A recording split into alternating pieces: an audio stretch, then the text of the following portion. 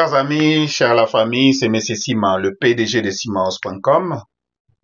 Rapidement, on va parler des impôts 2024. Alors, il y a des gestes à poser avant la fin de l'année.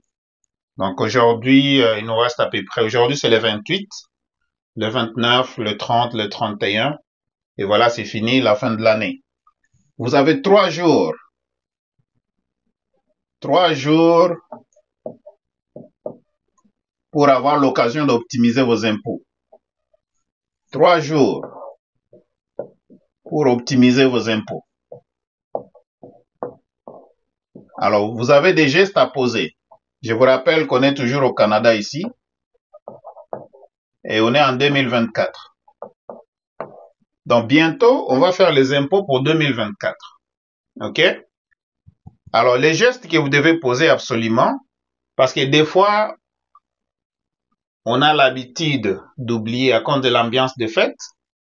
On a l'habitude d'oublier qu'il faut optimiser tes impôts pour l'année 2024 pour que tu puisses avoir plus de retours d'impôts. Alors, j'ai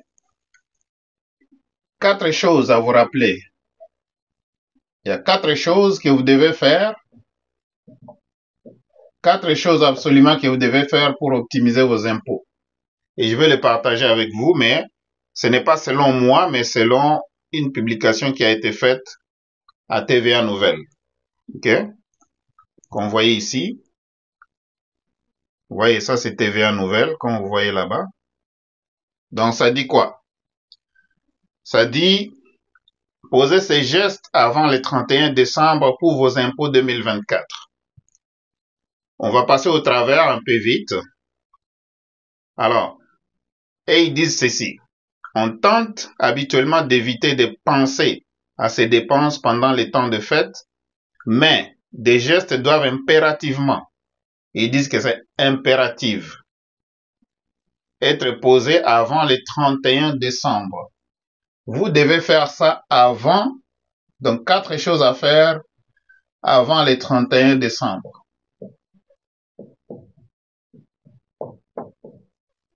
Le 31 décembre 2024. Ce qui veut dire que il vous reste plus beaucoup de temps. La première des choses, les dons.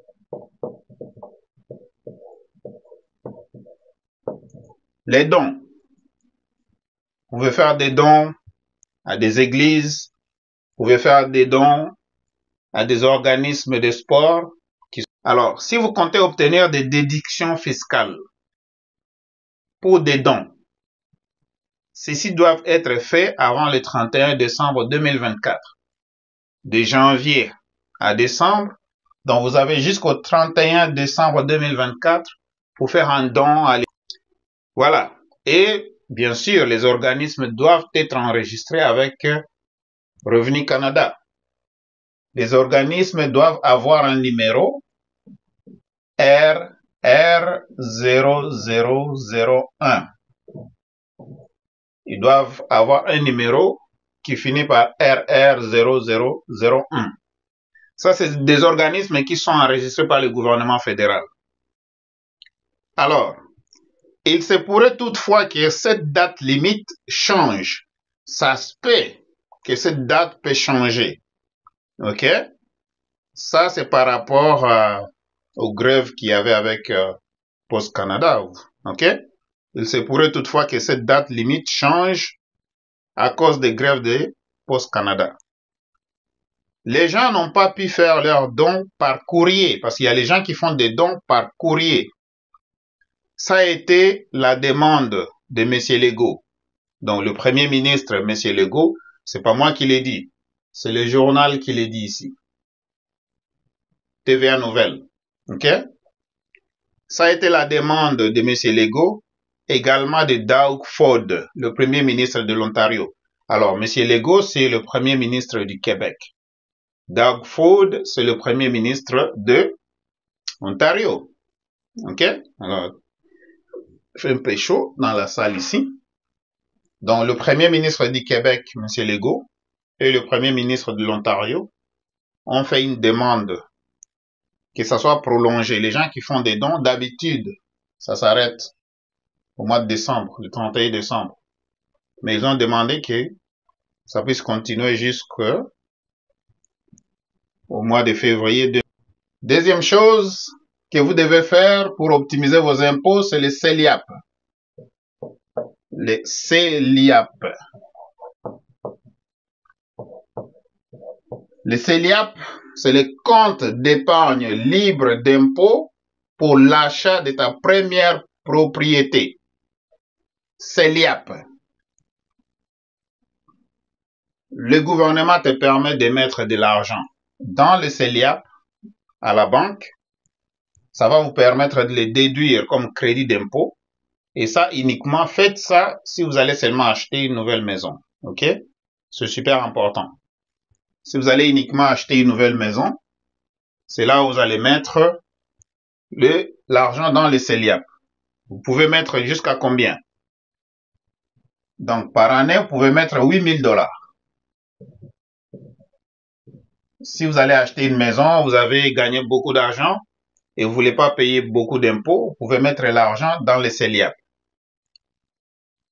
Il ne reste plus que quelques jours pour les personnes qui songent à faire l'achat d'une première maison et qui souhaitent cotiser dans un CELIAP. Ça, si vous songez à acheter une première maison, si vous ne songez pas à acheter une maison, ne mettez pas l'argent dans le CELIAP. Parce que si vous mettez l'argent dans le CELIAP et que vous voulez aller le chercher plus tard, le gouvernement va prendre de l'argent. Ils vont prendre un certain pourcentage là-dessus comme pénalité. OK? Donc, faites attention avec ça. Si vous n'avez pas un compte CELIAP, vous avez jusqu'au 31 décembre pour aller ouvrir un compte CELIAP. Alors, troisième chose. La troisième chose que vous pouvez faire pour optimiser vos impôts, c'est les pertes. Pour les gens qui investissent en bourse, les pertes en capital, OK? Les pertes en capital ou bien les gains en capital, voilà. Vous avez des pertes en capital.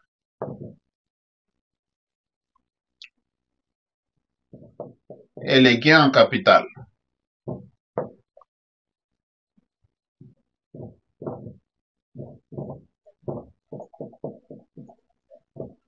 Maintenant, les pertes ou les gains en capital doivent être enregistrés avant le 30. Vous devez enregistrer ça avant le 30, à 14 heures, avant le 30 décembre 2024, à 14 heures. Donc, vous devez enregistrer vos pertes et gains en capital avant le 30 décembre 2024 à 14 heures. Il risque d'y avoir moins de personnes qui enregistreront des pertes cette année. OK? Alors, les pertes ou les actions sont un peu plus rares cette année. On a connu une année tout à fait exceptionnelle. Il y a eu beaucoup de montées en bourse. Les gens ont fait beaucoup d'argent en bourse. Peut-être il va y avoir moins de gens qui vont réclamer les pertes en capital. OK? Alors, la quatrième chose, et non la moindre, c'est le médicament.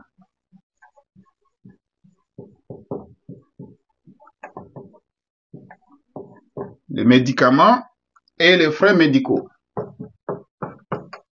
Vous avez le droit de déduire les médicaments que vous avez achetés et les frais médicaux. Vous avez droit à ça. Vous pouvez déduire ça dans les impôts.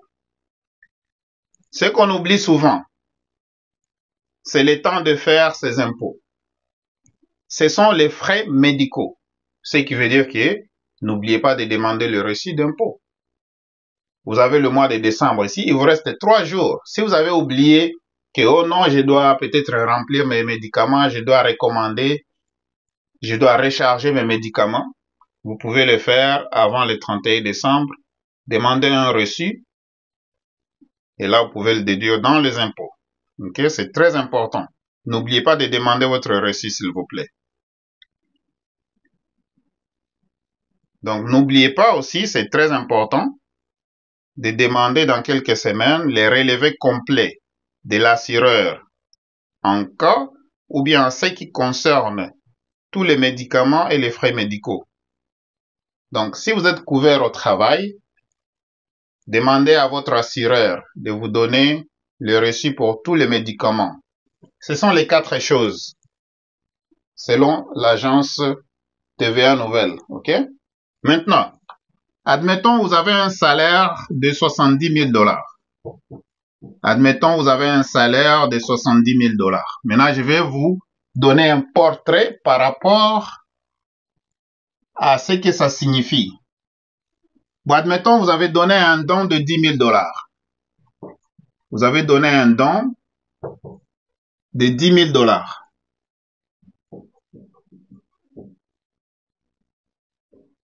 Les 10 000 $ sera moins. Ça vous donne un crédit d'impôt de 10 000 $. Vous restez avec 60 000 $. C'est comme si vous avez gagné 60 000 $. Les CELIAP, si vous avez mis 8 000, pour les CELIAP, si vous avez mis 8 000 $, alors on va faire moins 8 000. Là, il vous reste 52 000.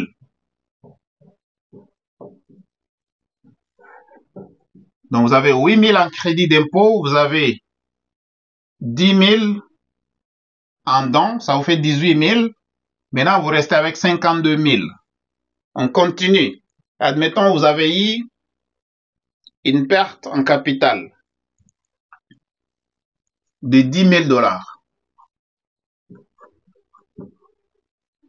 Si vous avez eu une perte en capital de 10 000 $, alors là, il va vous rester 42 000. Et la dernière des choses, admettons vos médicaments ont pris un autre 7 000. Par année, vous avez dépensé 7 000 $ en médicaments. Ça veut dire qu'il va vous rester ici 35 000. Donc, le 7 000 ici, ça c'est des crédits d'impôt. Le 10 000 ici, c'est un crédit d'impôt. CI, j'ai fait ça comme crédit d'impôt. L'autre 10 000 ici, c'est un crédit d'impôt. Et le 8 000 ici, c'est un crédit d'impôt. Alors, le gouvernement va considérer comme si votre salaire était uniquement de 35 000. Ce qui veut dire que vous serez imposé sur 35 000 au lieu d'être imposé sur 70 000. Vous voyez, c'est super important.